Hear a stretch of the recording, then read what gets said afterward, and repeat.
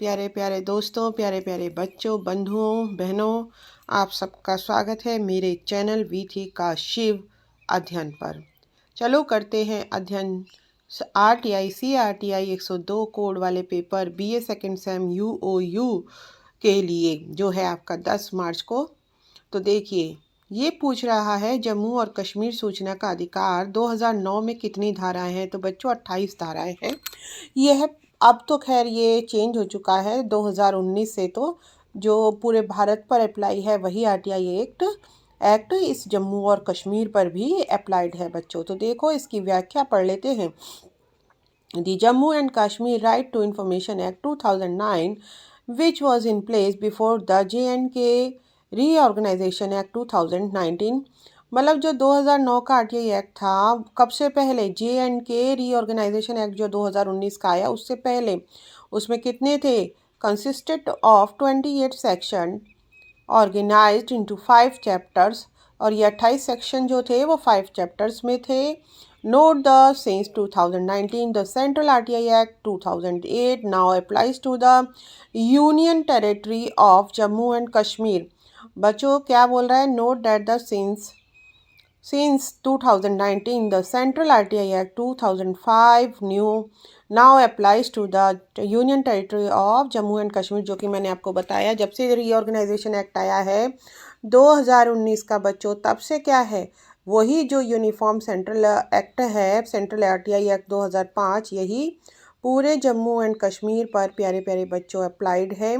तो लाती रहूँगी मैं इस तरह की वीडियो आपके लिए, जिससे कि आप लोगों को कोई प्रॉब्लम ना हो। क्योंकि ये जो 10 मार्च का पेपर है बच्चों RTI वाला, तो ये होना है आपका ऑब्जेक्टिव।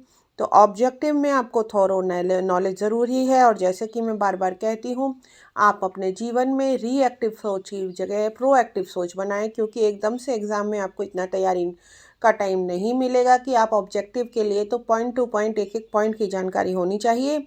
और मैं हूँ जन सूचना अधिकारी भारत सरकार की एक संस्थान की।